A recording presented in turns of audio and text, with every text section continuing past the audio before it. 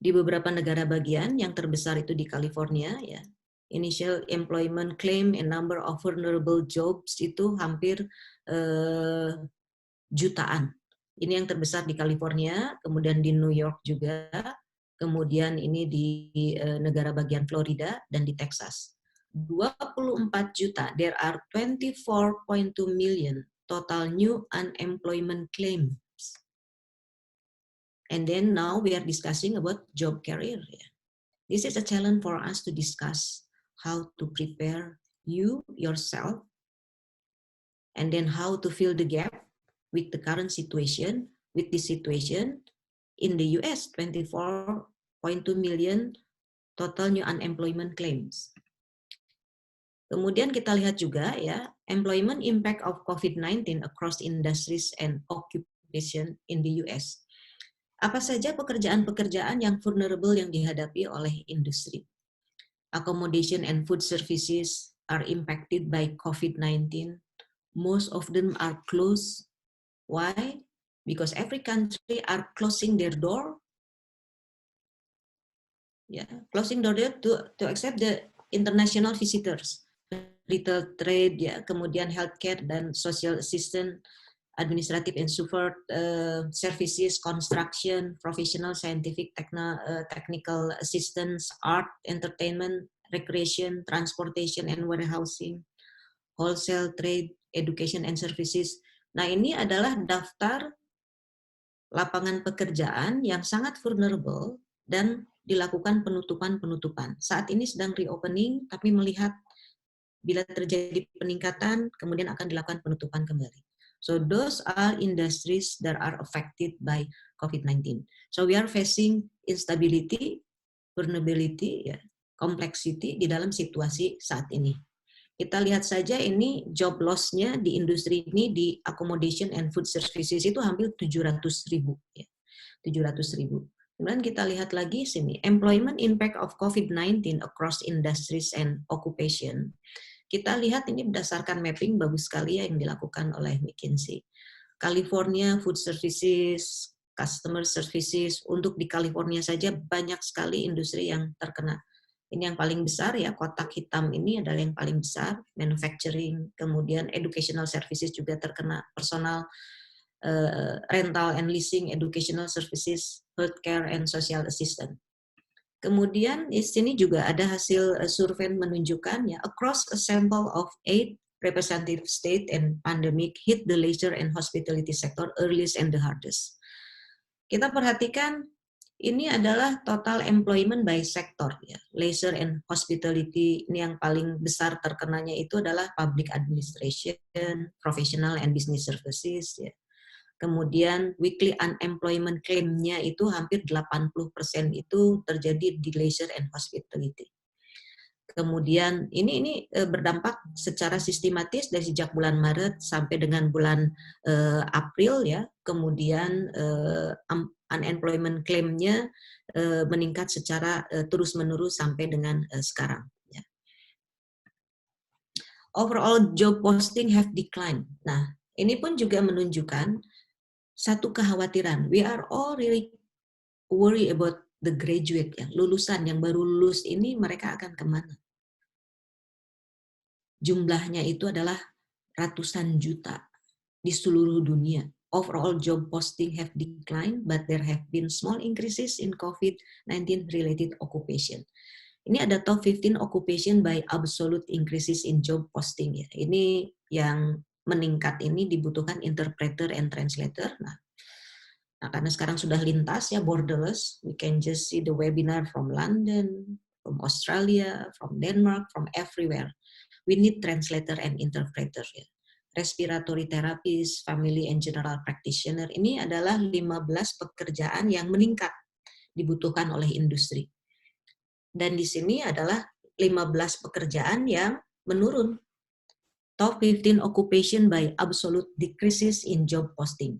Retail supervisor, karena toko-toko tutup, yang mall tutup, child care worker juga tidak dibutuhkan, semuanya adalah work from home, retail salespersons, application software developer, ya, food preparation supervisor, dan lain sebagainya. Ini ada terjadi penurunan yang sangat drastis dan juga terjadi peningkatan yang drastis untuk yang pekerjaan-pekerjaan yang kena impact COVID. And we don't know for sure where is the COVID will be finished. The vaccine is not invented yet.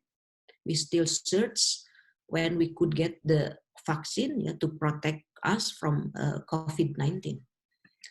Kemudian ini berdasarkan pastor ya, minority, young and part-time worker are more likely to be unemployed. Young and part-time worker are more likely to be unemployed. Generasi muda, pekerja part-time akan terkena dampak. Worker in the labor force as February 15, 2020 diprediksi part-time usia 18 tahun ya. 36 tahun, 37 tahun, 47 tahun ini akan terkena dampak. Worker newly unemployed as March 14, ya ini ada data yang terbaru juga, ini yang terkena dampak.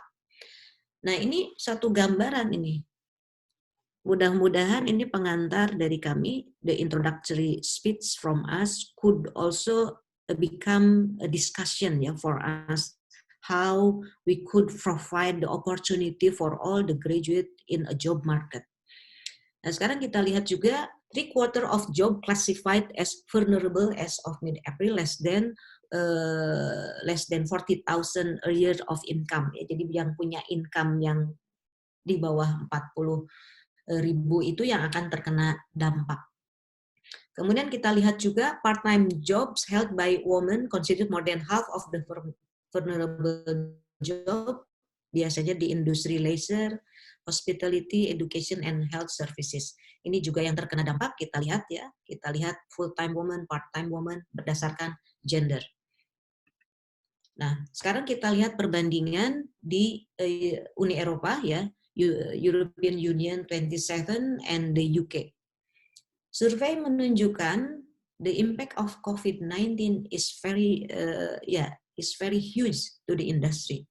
230 million total job in 2018, 100% is available, but because of COVID, 51 million job at risk from automatization.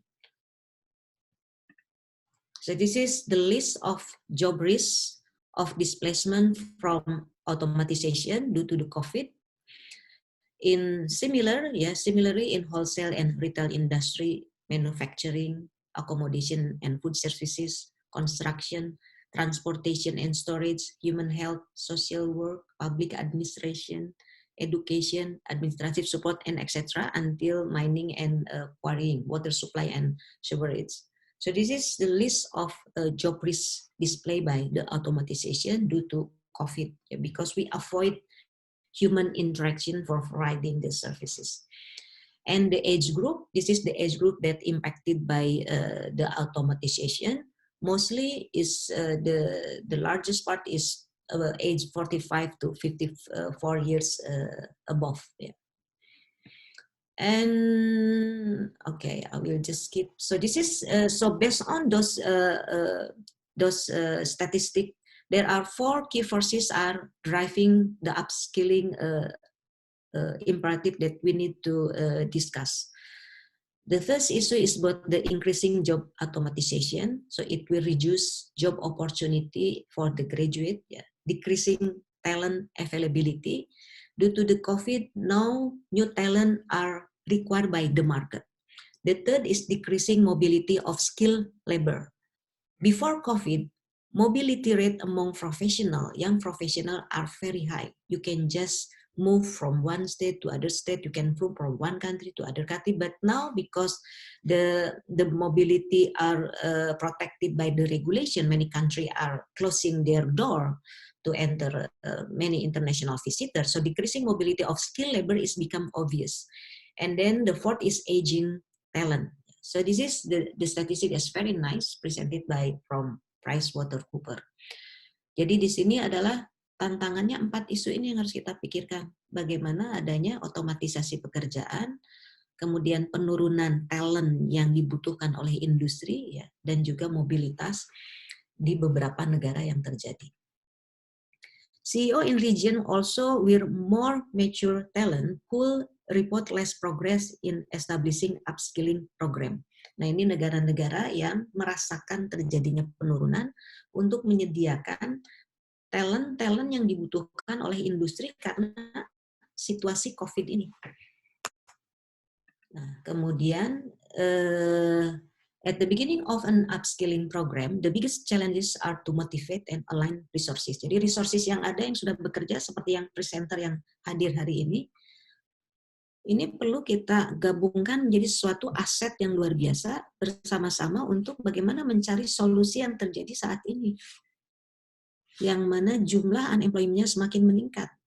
Peserta webinar ini adalah 50% of the audience of this webinar is mostly student, maybe new graduate.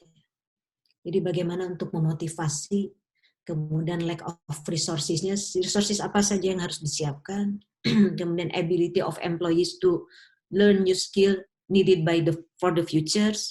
Kita sekarang menghadapi situasi VUCA, ya, vulnerable, uncertain, complex, ambigu, and the regulation is changed very rapidly. Bayangkan, student-student tidak bisa melakukan interns, traditional internship, magang di perusahaan, because it's closed.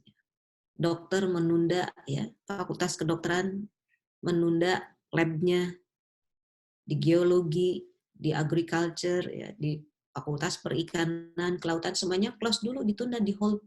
Tidak bisa melakukan yang namanya ke lab, ya, praktikum, etc. Magang, perusahaan-perusahaan menundanya. Digital internship may be one of the opportunity that we could provide because less interaction human to human. Nah, ini adalah isu-isu yang perlu kita pikirkan bagaimana untuk men-challenge webinar hari ini kepada para narasumber dan juga nanti kepada audiens. How to prepare the career in certain industries based on educational background in STEM, science, technology, engineering, yeah, and then math and socio-humaniora. You have the degree from those best school in the world, ya. Tapi bagaimana sekarang lapangan pekerjaannya tidak ada. Ada tapi terbatas. You have to compete with million of applicant. Apa yang harus disiapkan? Ya, how to prepare the career in certain industries ini.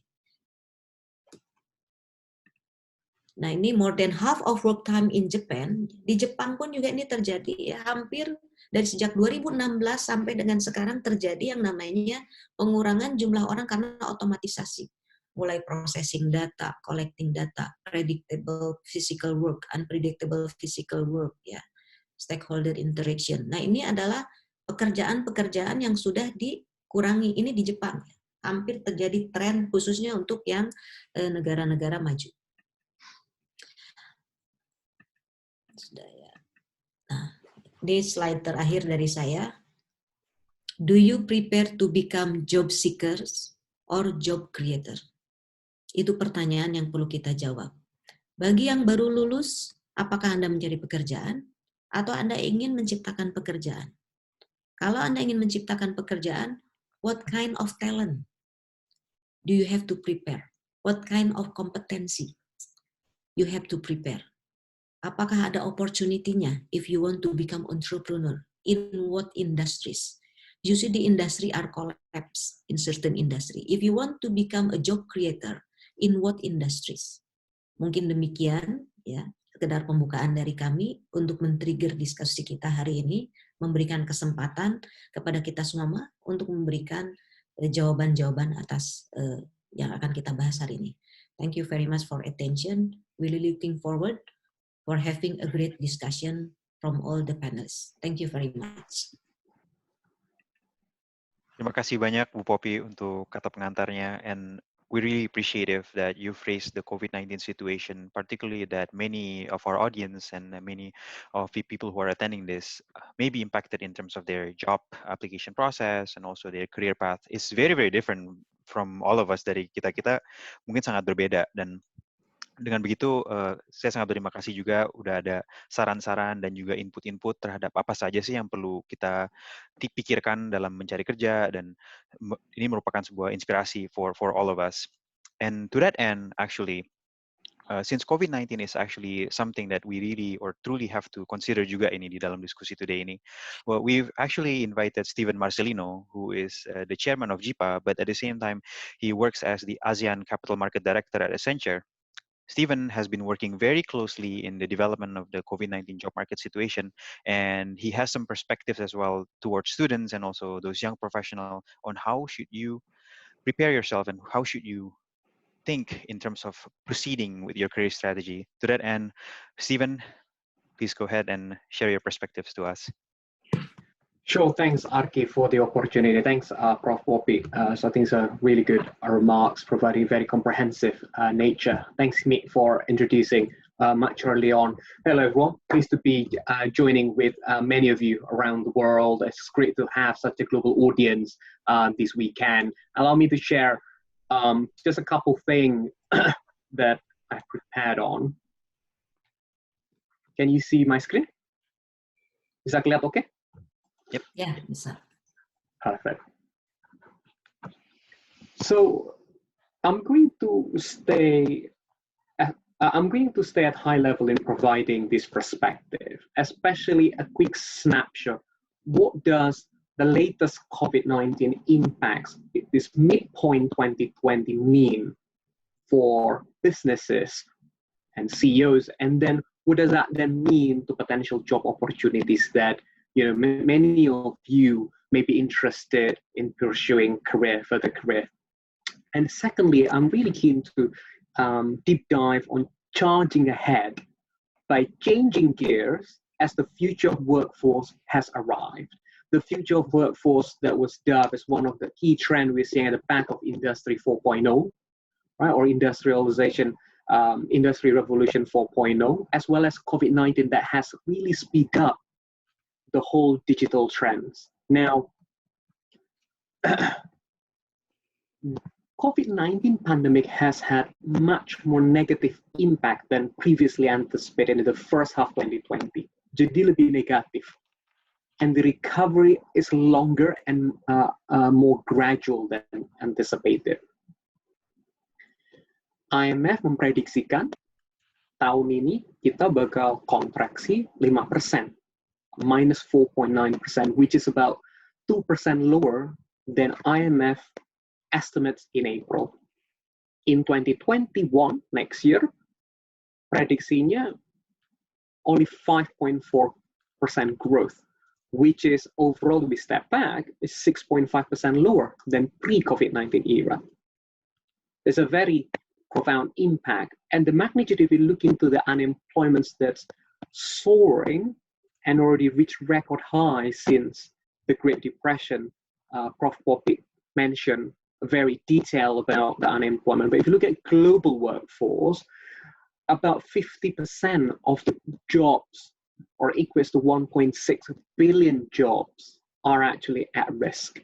Some of them already due to the job automation and Industry 4.0, and some because of the COVID-19 and this pandemic-induced lockdown. Now, what are leading CEOs and executives are saying? Because obviously what they think of recovery drives their demand for talents, their level of investment, how much they're willing to invest in a specific market.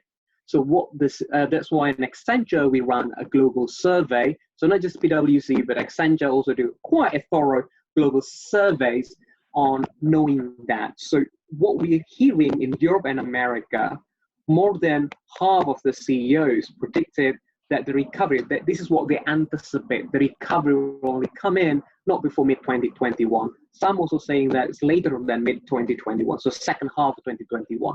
So what this gives us is a challenge in midpoint 2020, which is today, and 1 year from now, we're entering a sluggish and a very tough situation.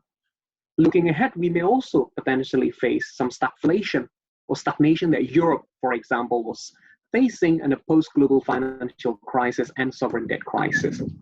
Hanya Asia sebenarnya yang diprediksikan untuk recover much quicker than the rest of the different part of the world.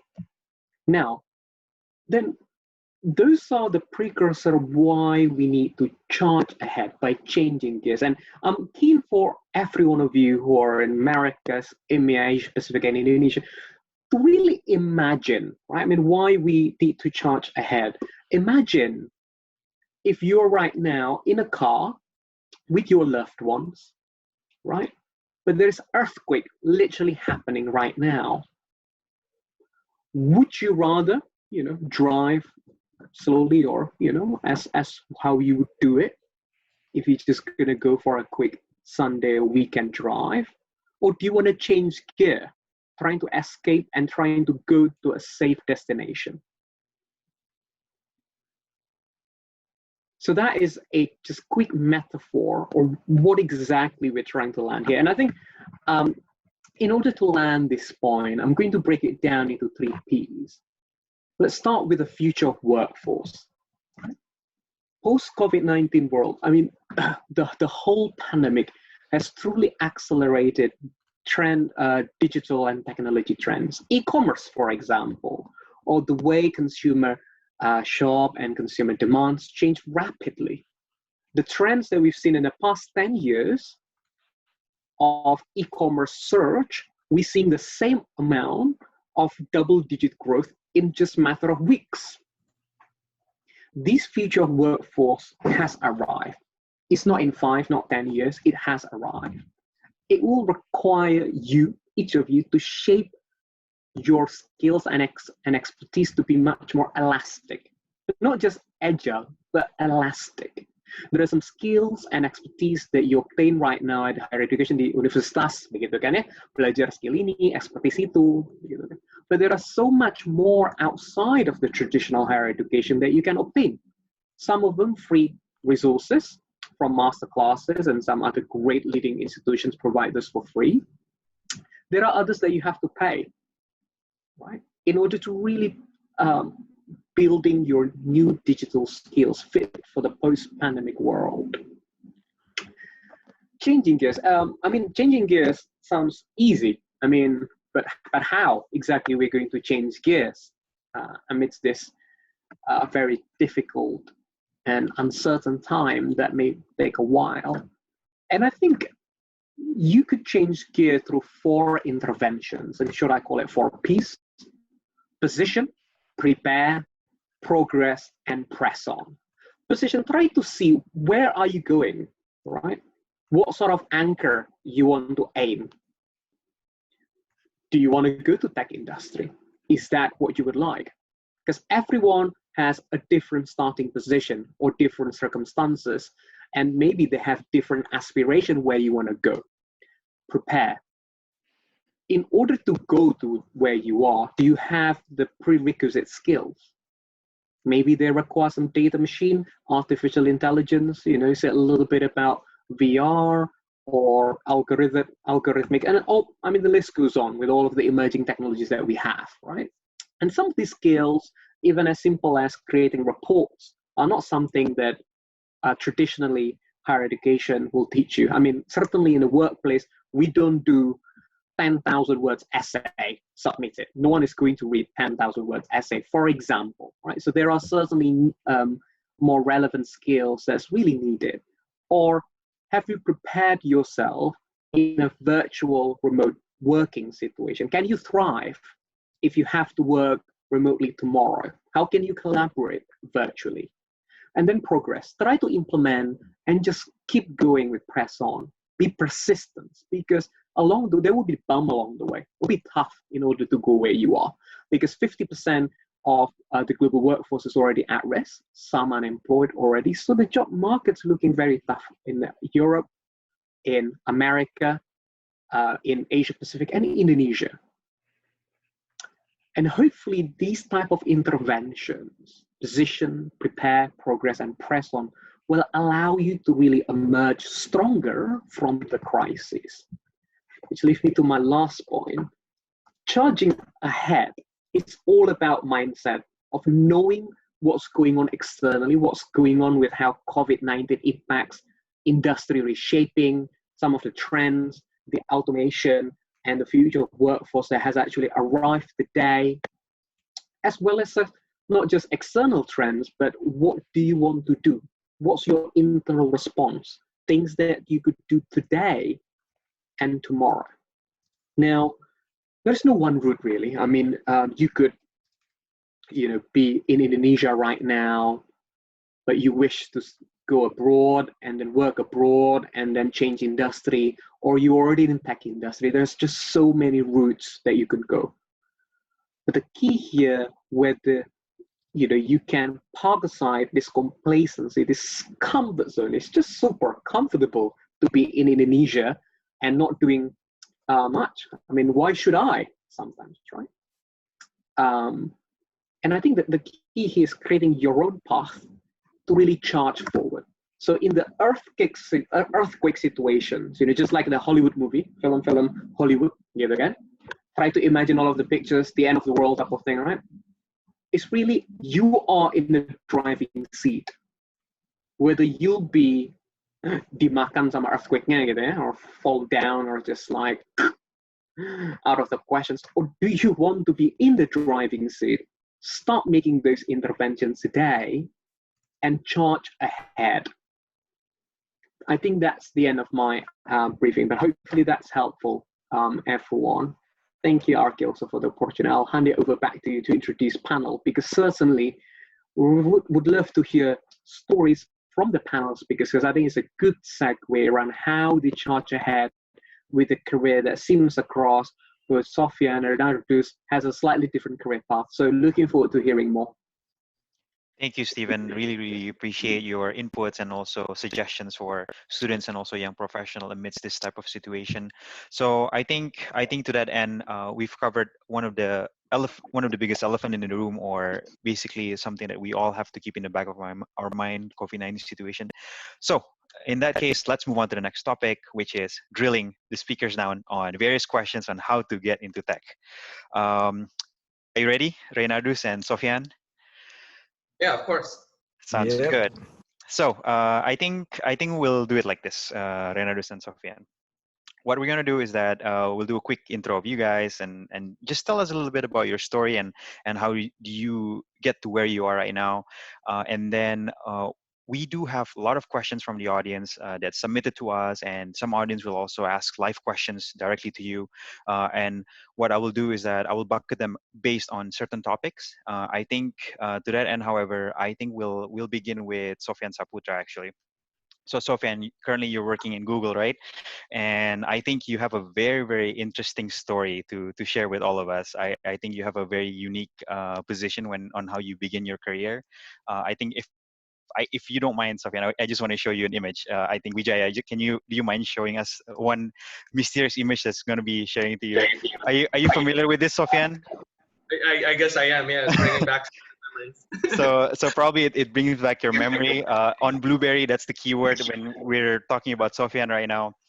Sofyan, back to you. Stephen Vijay, if you don't mind closing the slide. Cool. Yeah, let me go ahead and give some of my background here and how I specifically started into the technology space here. So basically, I was born in Indonesia. And while I was growing up there, my family was caught up into the 1998 race riots that were occurring. So unfortunately, due to those riots, my family's, I'm Chinese Indonesian, so my family's, shops, house, everything was basically burned down due to these riots. After for a while, I took refuge, with some of my other family in the rural areas. And fortunately, we were lucky enough to win the green card lottery and come to the United States. So I was able to head over to the United States, by the time I was age 6 or so. Unfortunately, as you all may know, with regards to the immigrant situation, especially with regards to the currency rate exchange between Indonesia and US, we ended up being extremely poor in the United States. And it's always really, really tough for, immigrant parents to go in and get like highly skilled jobs when they first come to America, considering that, their English may not necessarily be the best, etc. So, my family was so poor that, we didn't have any computers, we didn't have internet. I mean, sometimes we had such little food that we would take like one can of tuna and like split it up for like multiple meals. So we were really in a bad spot here. And really, the situation that I was in, why Arki kind of showed that image of the blueberry farm, right, is because initially when I was young, around like age 12 or 13, my family really urged me to go in and kind of work at a blueberry farm, right? They're like, oh, you can go in here, get a little bit of cash, etc. Support the family a little bit. But it wasn't something that I was interested in, right? You have to wake up at 6 a.m. in the morning, which is something that I absolutely hated. And, the ridiculously low amount of money that you actually get for the amount of work you do, like you're working 8 hours per day in extreme conditions, it's really hot, and you're getting like maybe $30, $40 a day. It's like a ridiculously low amount of money for how much work you're doing. It's basically, child slavery almost. So I decided to quit that job, and instead, I really focused on, using the free resources that was available to me. So we had like a library, and I commuted almost like an hour every single day into the library in order to learn more about computers and programming.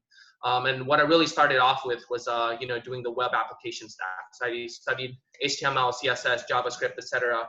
And after a while, after a few months of doing this and really focusing myself to learn and really telling my parents that's really my goal here, I eventually, got good at creating like automation scripts. So I started creating automation scripts to complete surveys on, websites like Prize Rebel, Swagbucks, etc.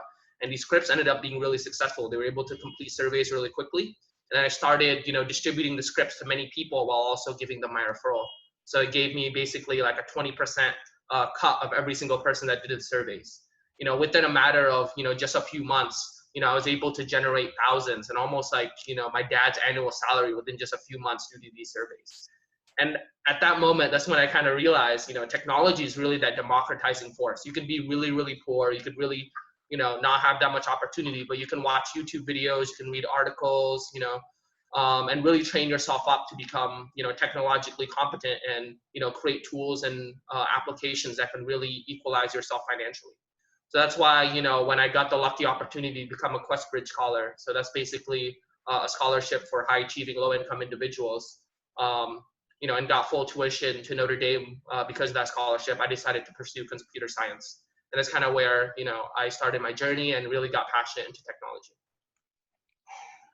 Thanks, Sofyan. I think that's a very, very interesting and very inspiring story that you have there, going from blueberry farms, and right now you're basically leading one of the biggest products in Google Cloud. Out of curiosity, do you still eat blueberry cheesecake, or do you have any strong hate on blueberry right now? No, I actually like blueberries. I have some in my fridge right now. That's great. That's great. So we'll move on to the next speaker, Reynadus Praditya, or atau kita panggil Adit namanya ini. So with regards to Adit, I think we also want to show a quick picture, if you don't mind, Steven Wijaya. Oh no. It's okay. It's non-controversial. Oh, okay. So it looks like a typical computer science student ya. Kayak kalau anak-anak computer science tuh penampakannya kayak begini biasanya di sekolah ya. So I think Reynadus, you actually have a very, very interesting story too. Karena in contrary to Sofyan, and in contrary to many students who are actually studying overseas, you or outside North America, you are actually studying all the way in Asia. You've never been to Silicon Valley before or worked there, and suddenly, right after graduation, you managed to get one of the top jobs that everybody demands, and it's directly at Silicon Valley and then one of the biggest tech giants. So I think it'll be interesting to also share your journey to all of us. Yeah, thank you. First of all, thank you, RK, for the time and the opportunity. And I apologize, Steven, if you don't mind closing the slide again, so we can check out Adit.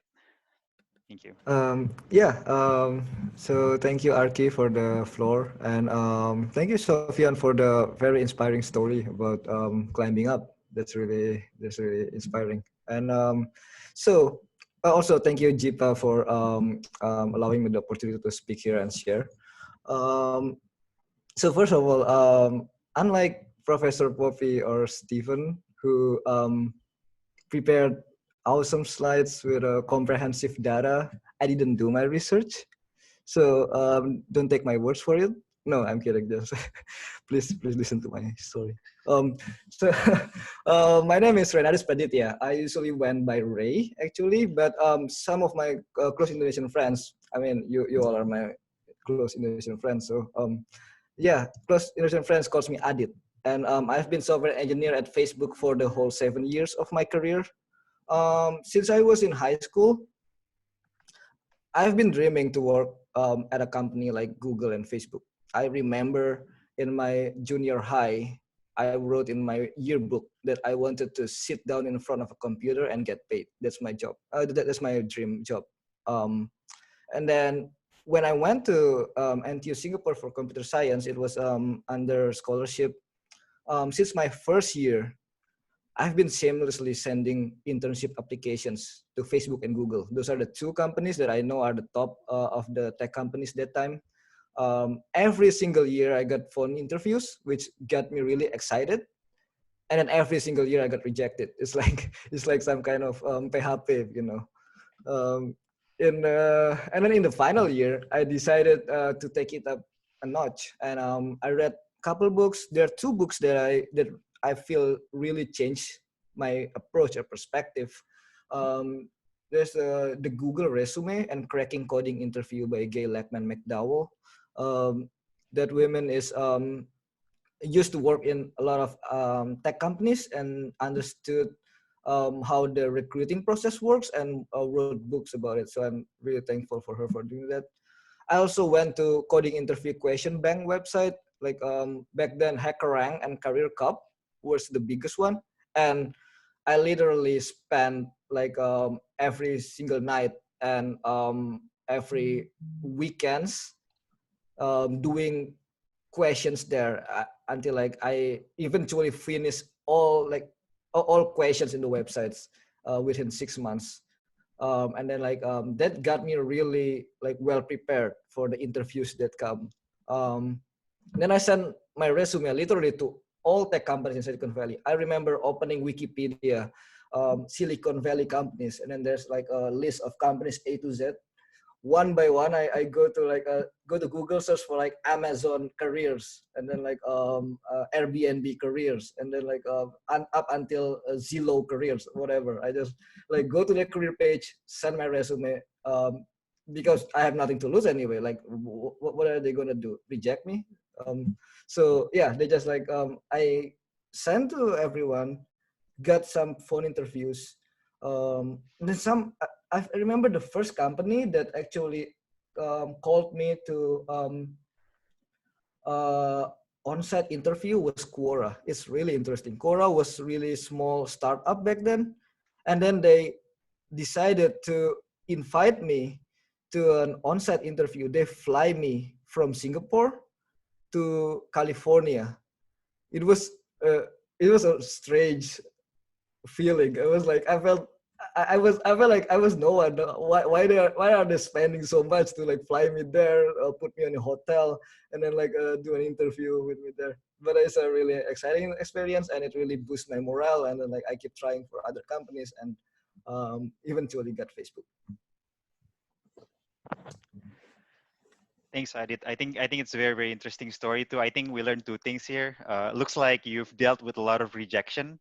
I think a lot of like hal hal PHP. I don't know if this only applies for work or any other thing as well. I think would be we may talk about We that may offline. not know. But another important thing, and I think you shared it too, is actually the amount of dedication that you do. That's like crazy. That's a lot of actually work. You actually spend every night solving coding problems. You list down all the companies and you show a strong resilience and dedication in order to achieve your goals. And I think to all the audience here, I think that's some values or qualities that I think we should all consider in terms of achieving our goals and successes. So to that end, what we're going to do right now is that we do have a set of questions we have accumulated, and I think it's broken into four areas. Bucket number one is breaking into tech. Gimana sih cara-caranya masuk ke tech company? I think this is the most important question that everybody wants to know. Number two, we call it back to school. Tapi the idea is that how do you actually balance your school life and trying to achieve all these goals? Karena it's actually very unique, yeah.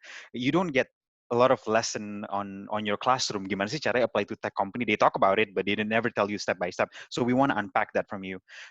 Number three is actually being a top candidate. Gimana sih kalau kita ini jadi Indonesian atau we call it minority overseas, masuk ke these companies and you are actually competing against the best talent in the world. Like, what do you see? I'm very sure that both of you have interviewed people, so we want to actually tinker your brain a little bit. Gimana sih? What should we get? And lastly, I think some of the things that we want to know is that we do have a lot of professionals as well in the call, and a lot of them are interested to know like how do you break into technology. So to that end, I'm just going to jump in actually to the first question with regards to technology. It's a very general question, but hopefully both of you can provide some insights. Like, what is actually the skills that are needed? Like, what do you think is the most important when you want to break into tech? And what you when you mean by important itu gimana cara describe-nya gitu? Kayak apa sih yang sebenarnya kita mesti ada gitu as a person, as a candidate? Cool. Yeah, I can give a flavor into that specifically. You know, so first of all, I think what I'll do is I'll speak generally in terms of like, you know, the skill set and the attitude necessary in order to break into technology. And then afterwards, you know, I don't want to speak about all types of technology positions since I've only worked as a software engineer, product manager, and now cloud technical account manager. So I'll speak specifically to what those three roles would require in terms of skill set. So I think just in general, if you want to break into technology, I mean, it depends on where you are, right? If you're young and, you know, you still haven't, you know, started working and so on, I mean, you can still get dedicated, you can get educated into the field and, you know, go in and take the standard path.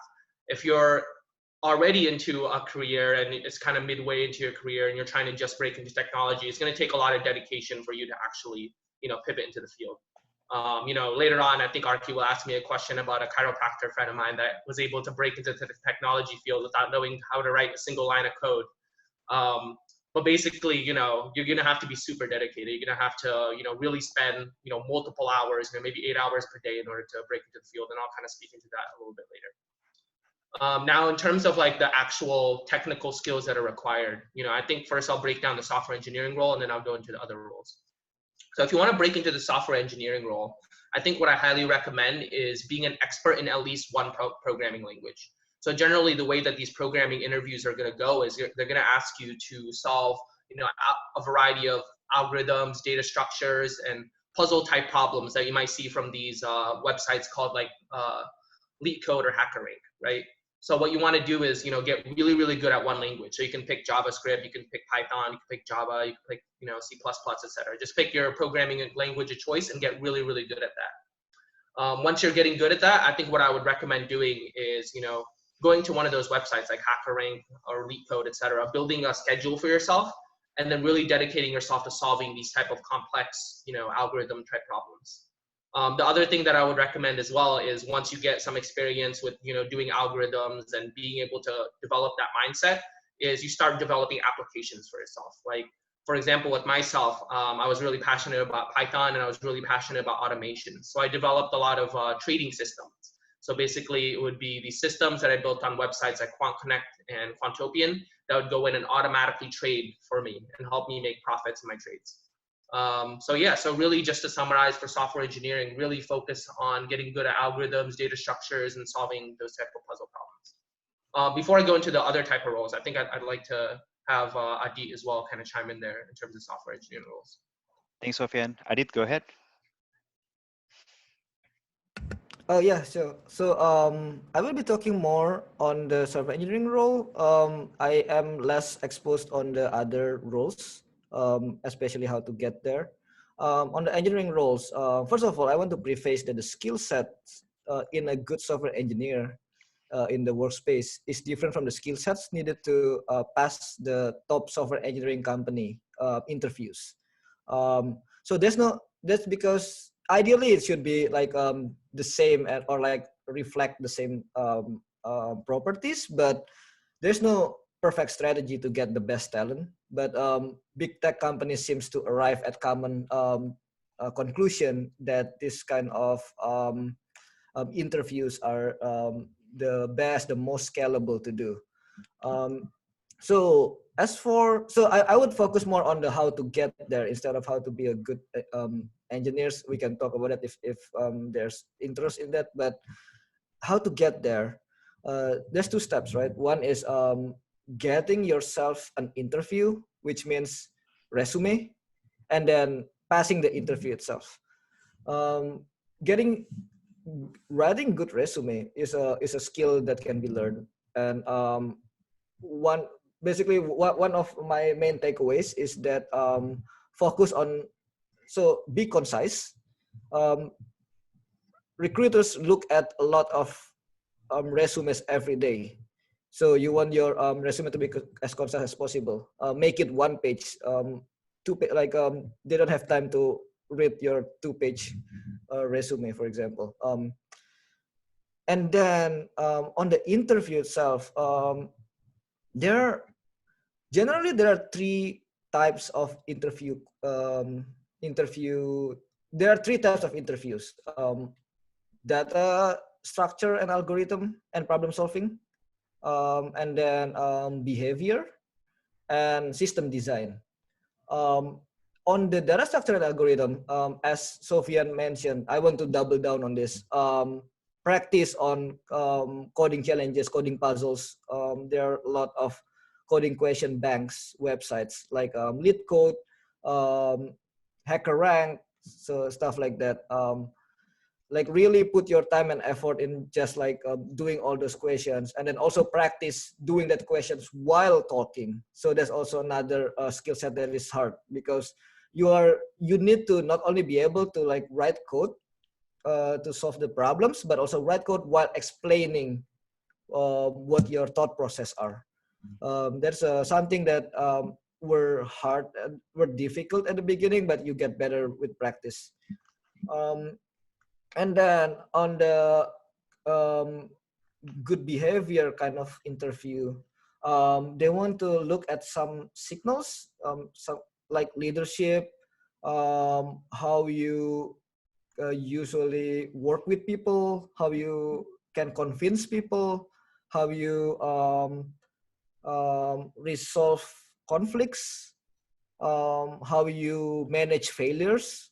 So yeah, so they're gonna like want to hear that from you, from your past experiences, past projects, past organization experience. And yeah, and then system design is usually they are about how you design a more complex system, and like go deep on one side. So that's also a thing that you can learn from websites out there. There are websites having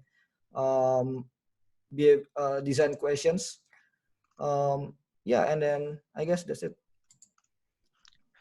Thanks, Sofyan, and thanks also, Renardus. I think it's very interesting that you guys actually bring it into a comprehensive view of the tech process, both in the interview and also skill building, and also charging into these type of careers. I think what's interesting, actually, a lot of the audience are students who may not necessarily have the tech background, but they're very, very much interested into getting careers in this particular technology space. So we do have a couple of live questions that our team has brought in.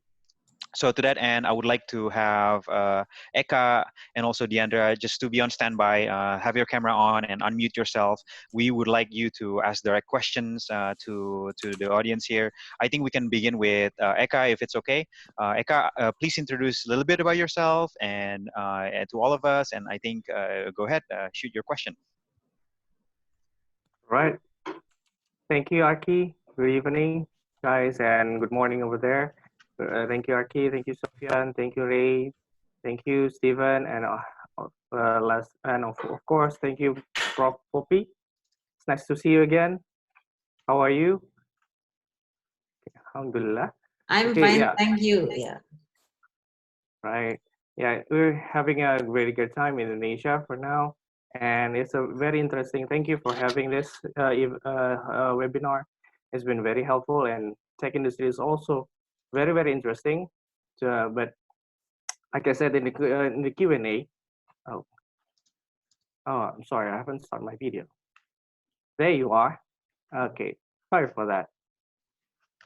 Okay, like I said before, the tech industry is a very interesting industry that, like we've been reading before in the classes, that industry 4.0 is very tech dependent.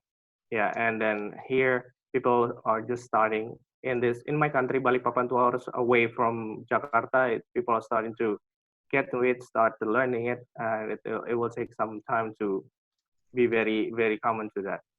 Okay, and then as I said, thank you. I hold a degree in math for my undergrad, and I'm a recent graduate from the University of Akron, Ohio, and mostly experience in sales. But so what do you suggest for me to start learning to progress and then hopefully charging ahead?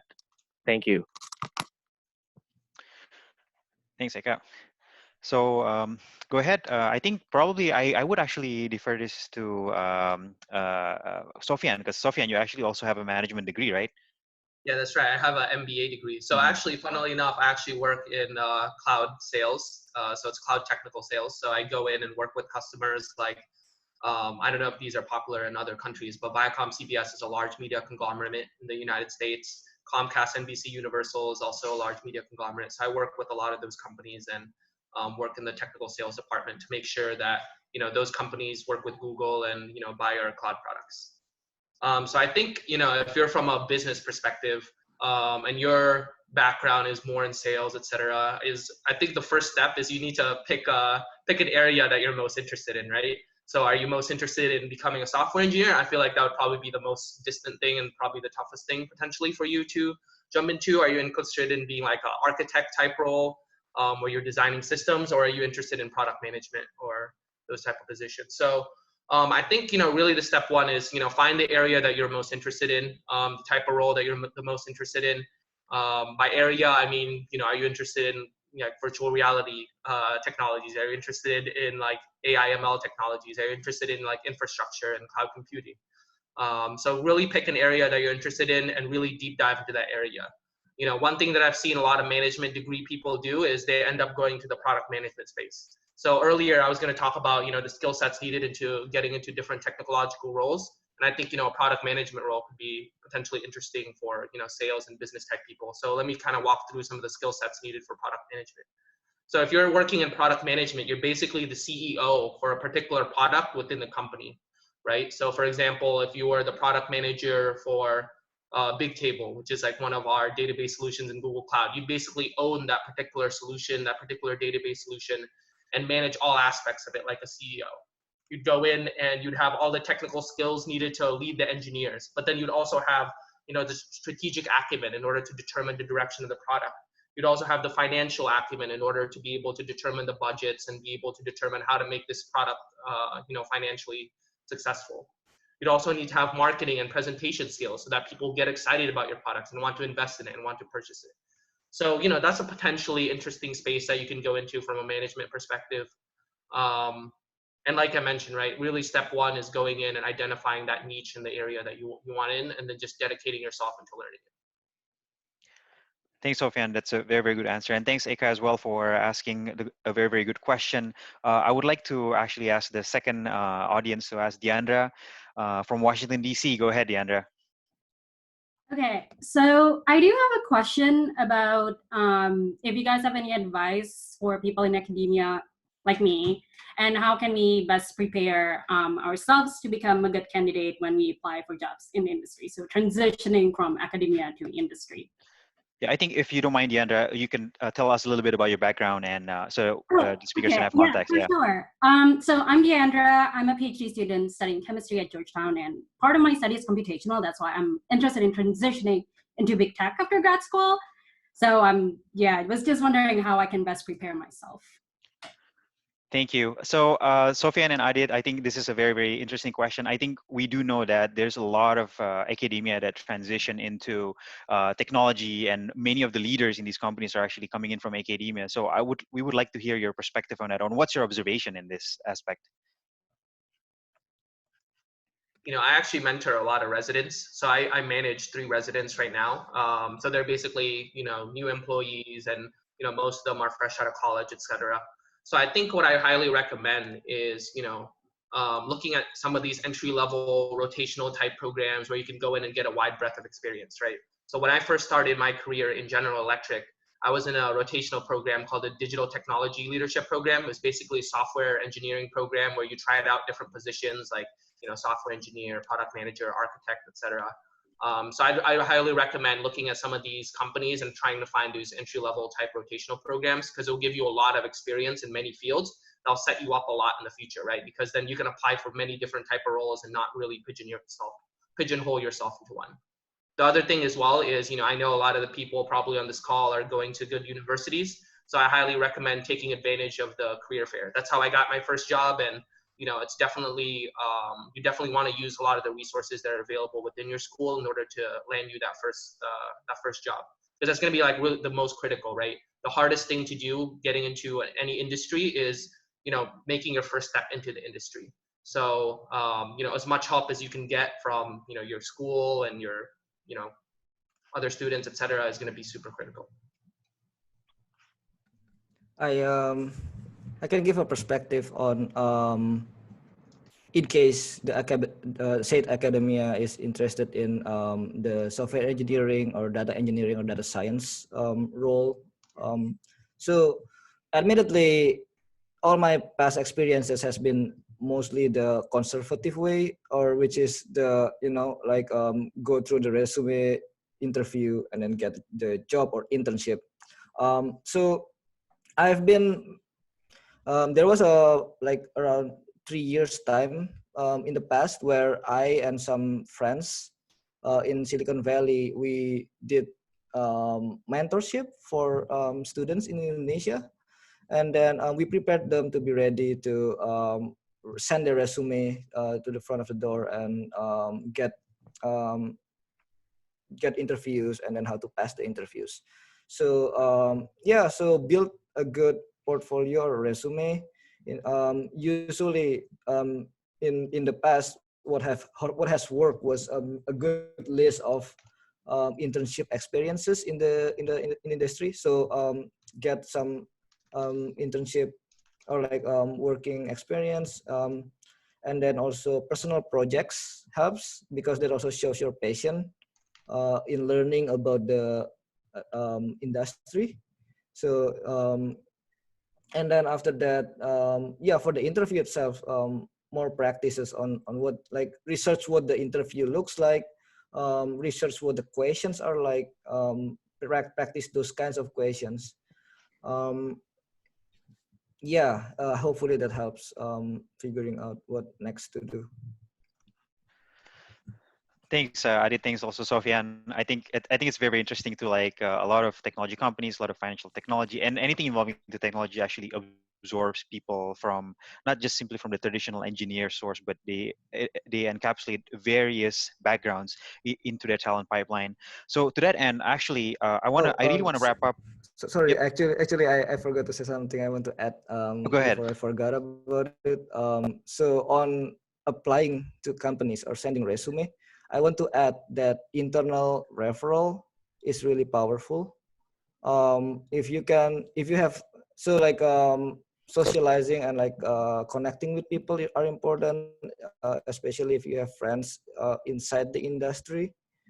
If you can ask them for a referral, if they acknowledge that you are a good professional, that you are someone that people in their company would want to work with, they can give you referral. And referral is some kind of high signal for recruiters. You will get a lot of increase in chance of getting called by the recruiter if you apply with referral. Yep, thank you so much, Yanarus. Itu bener banget. I would recommend everybody to consider networking and practice networking, both especially kalau extrovert and introvert. There's some tricks and tips and tricks basically that we can take this offline. Terus, I think back to my topic again. We really wanna go into the next bucket. Tapi sebelum itu, breaking into tech, I think there's a couple of items sebenarnya yang kayak kita mau ask, and we just wanna go over it quickly. I think some things yang perlu di highlight is that since you covered interview process, you cover about referral, you cover about the technical skills yang diperluin. What do you typically look basically kalau both of you? I'm very sure both of you have interviewed people kan, in particular. Kayak what do you actually look from them? Kalau misalnya mau hire orang gitu, let's say somebody person A datang masuk, what are the components that you personally see? And please share with us what's your thought on this. Yeah, I mean, I can kind of chime in here. So I interview several people per month since the cloud industry is growing very rapidly. One thing that I like to note, though, is it varies a lot by the company you're applying for. For example, if you're applying for Google, it's going to be a very rigid process. So the interviewer that's going to be interviewing you is going to be interviewing you on a particular topic, right? I think actually Renardus listed out the topics that earlier, which is, there's going to be one that's going to be a technical interview where they go in and try to evaluate you from a technical standpoint, whether you can code, whether you can architect, etc. There's going to be a cognitive component to the interview where they'll basically give you some type of brain teaser type questions and see how you're able to handle, ambiguity. They'll give you a question like, how many marbles can you put in a school bus? Or how would you like set up a bakery in New York City, stuff like that. And then the third type of question is that behavioral type of question, interview, right? Where they see how you handle difficult situations, difficult colleagues, and basically see how you would behave in a variety of scenarios. So what will happen is that, I'll be assigned to one of these components and then really look for people in those areas, right? So, I can kind of speak about what I would look for the technical area, the behavioral area, and then the cognitive area. So to first off, in terms of the technical area, I think what you really want to do is, obviously become an expert in the space that you're looking at, right? So fortunately, with regards to interviews, there's so many resources out there online where you can go in and kind of research it. So let's say, for example, you're going in to do an interview for cloud computing. Obviously, what you want to get familiar with is all the different cloud computing concepts, right? Like from databases to IAM, which is identity management, to the security components of it, just setting up networking, etc. Just get really familiar with all those concepts and get really ready. I think this is obviously the toughest component to the interview because this is what you'll have to prepare most for. So this is where you're going to be spending, the 6 months or, whatever duration it is you're preparing for and spending the bulk of your time. So this is just going to be a lot of studying and really, getting good at whatever it is that you're interviewing for. The second component, which is the cognitive component of the interview, I think what I'd be looking for here is your thought process, right? So if I were to ask you a question, for example, of how many marbles can fit in a school bus, you'll have to think, I have to see how you actually think through this problem, right? So for example, one of the ways you can approach this is you could split up the bus into like different volumes, right? Like maybe the first part is like a cylindrical component at the front, and then there's maybe like a cube component at the back, etc. So you want to split it up into those different components, and then maybe divide it by the volume of marble. And you kind of just have to walk through your thought process, right? And if you get another vague question like, for example, what would you do if you were the king of India and needed to stop poverty or something like that? I just need to see your thought process as to how you would work through the problem. So you'd explain through every single step of the way what you would have to do. And a lot of these are outlined in, books that Renardus actually, or I actually mentioned earlier, which is like Cracking the Google Interview, etc. So really just read through those books and find out the process you need to be able to outline so you can pass through that cognitive component of the interview.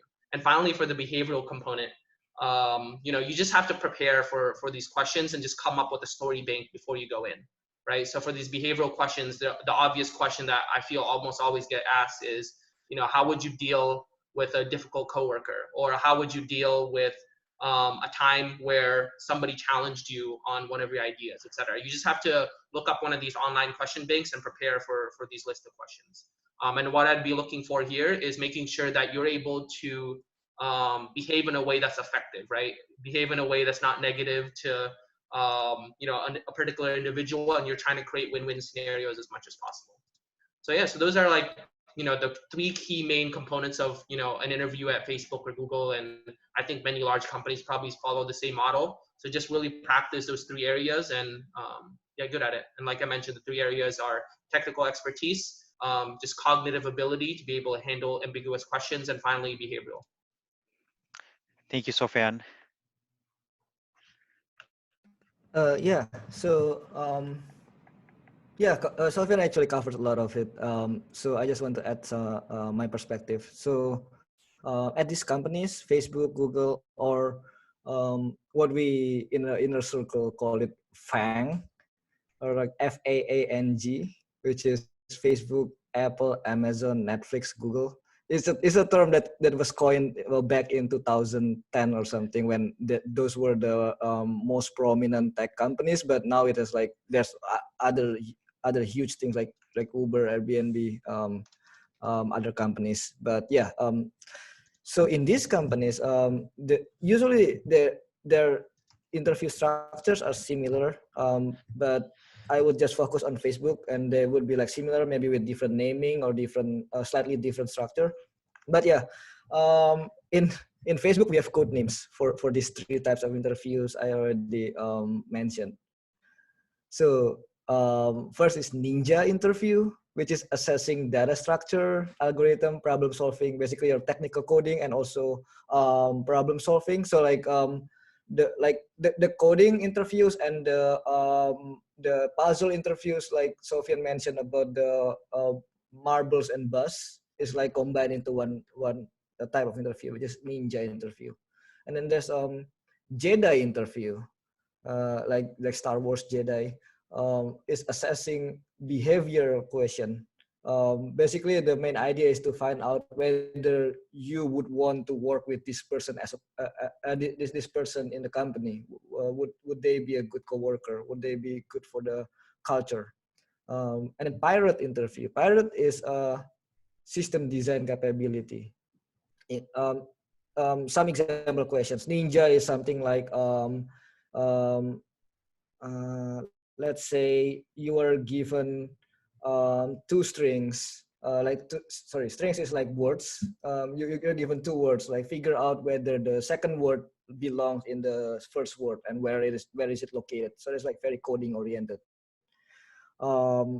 Jedi interview questions are like Sofyan mentioned, which is like the most prominent ones may be like how you resolve conflict, how like would you describe one of your failures in your projects.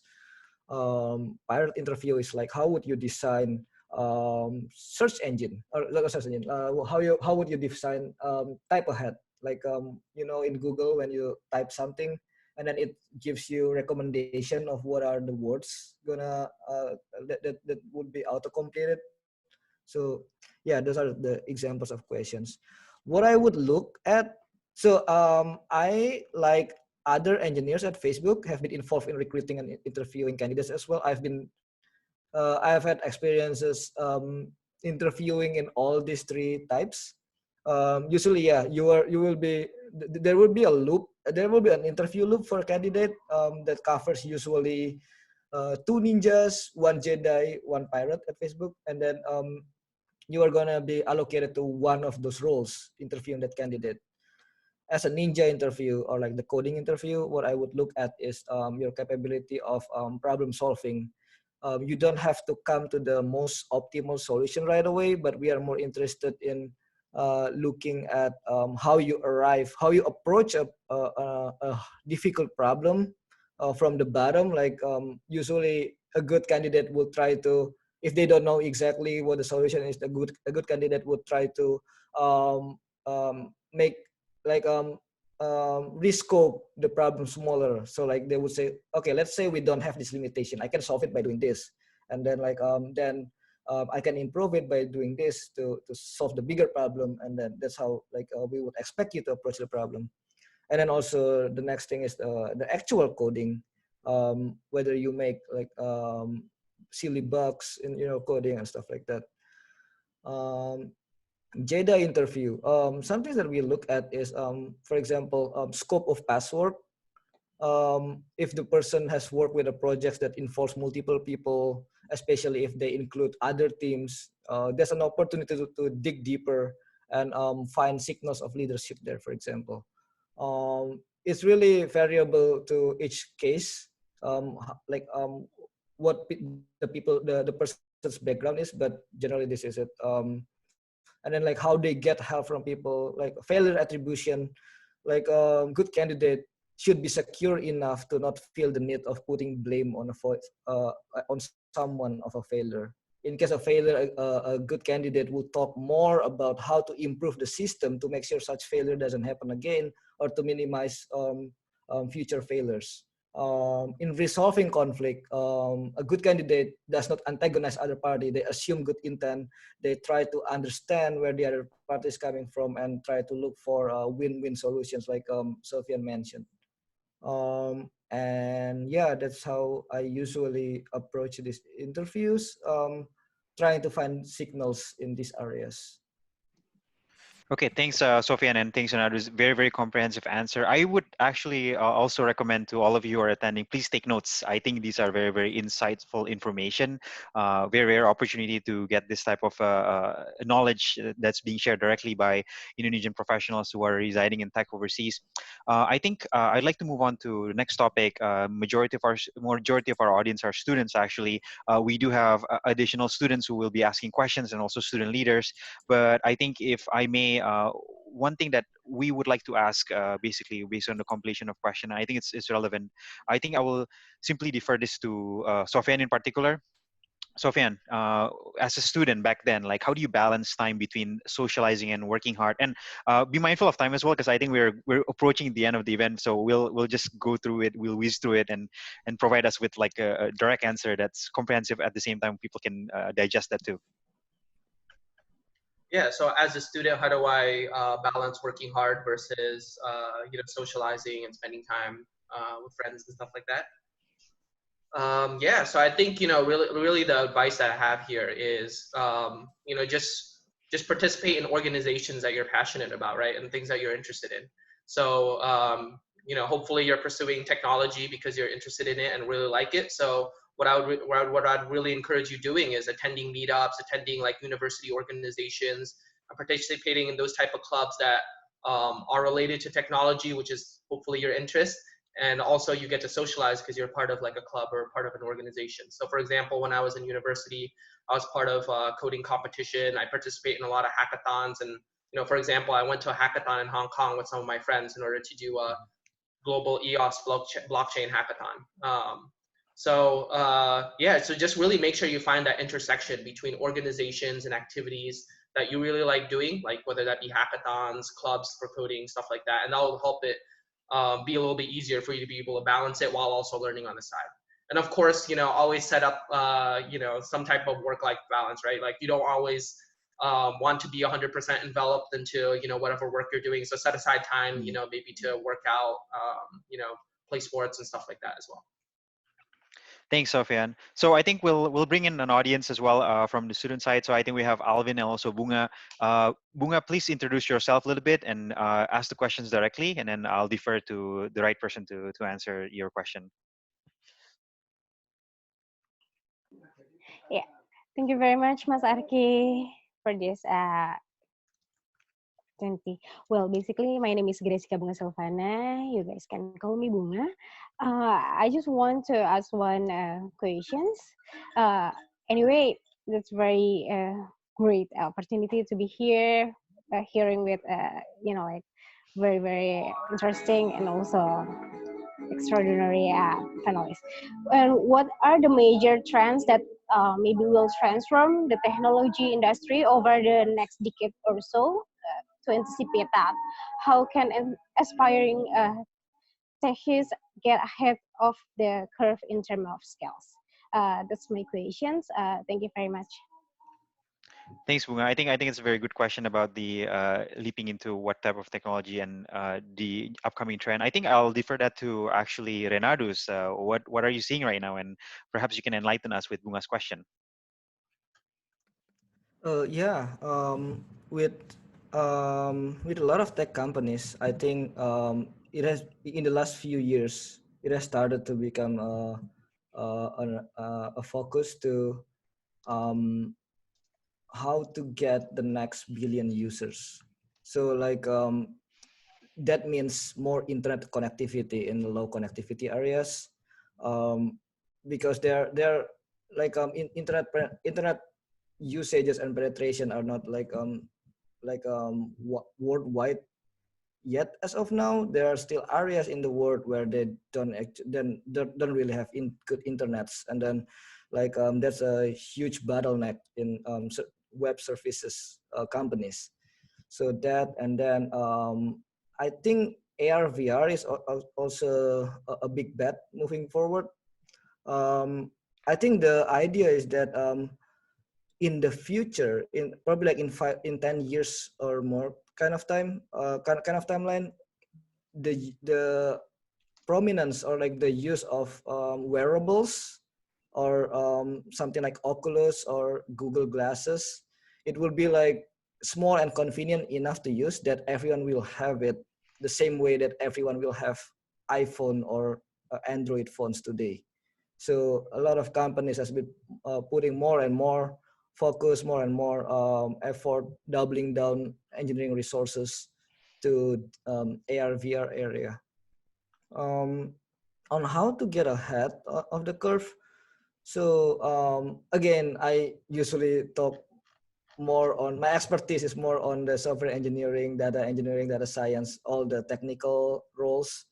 So for that, I feel like it still wouldn't, I don't think the like interview and the filtering process would change much in the next couple years. So I think the same strategy still applies. And I want to note that as well that in tech companies or in the tech industry, they always need software engineers. If possible, they want to get all software engineers, that applies, but they have a certain standard or certain high standard. So the question is not how to get ahead of other candidates. The question is how to get above the standard that you can get in. So in that, all you have is yourself to compare with, make yourself better with the tips that we have mentioned, like pick up internship in the tech industry, in the industry that you want to get in, get experiences, get personal projects to fill your portfolio in your resume, hackathons, side projects, things like that. Thanks, Adit. Very, very insightful. So next question will be from Alvin. Alvin, go ahead. All right. Thank you, Mas Arki, and all the panelists. It's a very great opportunity to be here, to be included in this conversation. And I would like also to convey my greetings to Professor Popy Rufaidah. How are you, Prof? I hope you are safe and healthy. So let me introduce myself. My name is Alvin Syah Pramono. You can call me as Alvin. I hold the title of medical doctor in Indonesia. I've been practicing medicine for like 3 to 4 years before I start to study in the US. I'm now students in clinical and translational science in the Rutgers Biomedical and Health, and focusing on cancer pharmacology and treatment. And recently, I just being elected as the new chair or Ketua Permias Nasional. And I would like to ask some questions to you. So in this new era where all businesses and services, including medicine, have shifted to digital platform, I would like to have your opinion on the face of medical service would like to be in the future, because we know that some procedure like physical examinations or the interactions between doctor, nurse, and other medical professionals with the patients are on the basis of legi artis, meaning that you have to meet, listen, and objectively incorporate all patients' data to correctly diagnose and treat the patients. So I would like to have your opinion on that. And second question is, are there any possibilities from students from the exact science, like, basic chemistry, basic biology, or those who are actually doing their research in basic science, to take place in this shifting, the shifting from like the normal interaction to the digital platform? Thank you. Thank you, Alvin. Very, very interesting question. I would actually defer that to Sofyan. I think, if you don't mind sharing, what you're seeing right now, you're in also in sales part of Google. I think you may interact with various industries. Perhaps you can shed a light in this aspect. Yeah, absolutely. So I mean, I'm personally in the media and entertainment industry, so it's very far away from healthcare. But I do have colleagues in healthcare that sit right next to me. So they basically sell to healthcare companies like United Health and other healthcare companies. So while I don't have direct experience, I've heard some of the trends that they've been talking about. So I can kind of share what I've heard at least. So I think one of the things that I'd like to highlight in terms of medical trends, I'll just highlight like maybe a few trends that I noticed. I think one of the trends that I've noticed is a shift slowly to the cloud for things like medical records and data and stuff like that. Like big data is definitely a huge component of medical technology, right? Like being able to analyze a bunch of patient records and patient data and symptom data, etc., in order to be able to more intelligently identify symptoms. So things like that, and the combination of AI/ML on top of that type of data, AI/ML is artificial intelligence and machine learning. I've seen a huge trend, and a lot of the health companies I've been working with have been super interested in getting their data onto the cloud and starting to do this advanced type of analysis. Other trends that I've noticed as well, and there's been a lot of discussion about, is surrounding the use of 5G. So I don't know if people have heard of 5G, but 5G is basically extremely fast internet, significantly faster than 4G. And really the difference there is now, things like surgeons and, doctoral professions, they can actually be done remotely, right? I think if you have low enough latency, a surgeon could be literally in, the Philippines or whatever, and be doing surgery in somebody in Europe or whatever, or whatnot. So, those are a couple of the trends I've noticed. I think, with regards to your question of how do I stay ahead of this curve and how can I contribute, being a medical doctor and just being somebody into the healthcare industry, I think a lot of it is just keeping an open mind, right? And not being negative or feeling threatened by technology. So rather than, kind of closing yourself off to it and kind of ignoring this technology, etc., I think really just embracing it and trying to, find ways where you can utilize this type of technology, right? Like, for example, I've noticed some doctors have started, there's like a website called livehealthonline.com that's actually available to Googlers. And basically it's just virtual doctors. Instead of going to an actual doctor's office, you just join a Zoom call and then you talk to the doctors over Zoom, and then they give you the prescription, etc., over Zoom. So, just be open to, those type of opportunities, and just keep an open mind as, this type of technology is coming your way. Thank you, Sofyan. Really insightful. And thanks for the question, Alvin. Very, very interesting as well. And looking forward with more Premia's rollout too, I guess, in the US with the new leadership team. So anyway, I think I'm really sad to say this, but we're actually at the top of the hour and we do have so many questions being asked. To that end, unfortunately, we do have to close the event, but to those of you who have asked your questions, we have actually taken down all the questions. We will work on that, and there's a likelihood that one of our speakers or both of them perhaps will do an Instagram takeover to actually answer your question directly or respond them through email. Number two, I think something that I just want to mention with regards to this event is that with regards to whoever attended this and who have strong interest to careers in technology, I think keep in mind that you have to think about your career strategically. You need to consider about the aspects that Sofyan and Adit has also mentioned, the interview section, the coding section, the materials that you need to get. So on top of that, you have to have a lot of will, resilience, and also dedication. And don't forget the networking piece here. So pesan kami dari GIPA in particular, please consider thinking about going global in terms of your career projection or career trajectory. We really think that if you have experience overseas or some global exposure, it will be helpful towards Indonesia's human capital development, a problem that we're trying to solve to ensure that we reach our target many, many years in the future. And I think we do want to work together with you, with Mahasiswa and also Badan Mahasiswa, and particularly with the international professional hubs or various aspects of professional associations around the world. Part of the GIPA's professional development aspects is that we really want to craft a good program all over the world and be able to bring that back to all Indonesians across the world.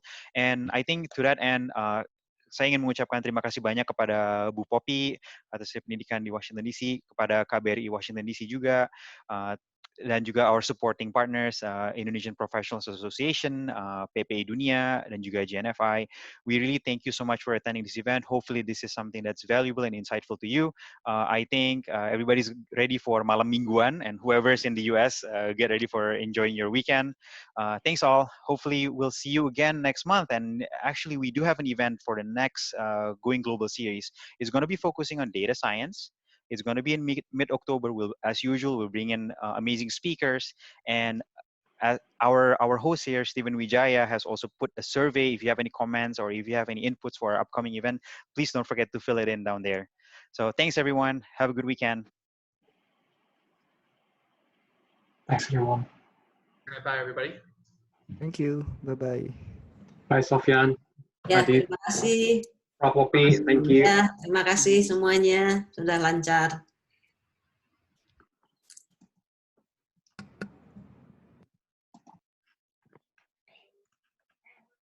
Keren banget acaranya, Mas Arki. Semuanya makasih banyak. impactful si materinya. Makasih banyak udah ngadain event ini. Sama-sama Bunga, thank you for coming. Thank you, everyone. Thank you, Thank you, Alvin. everyone. Appreciate it.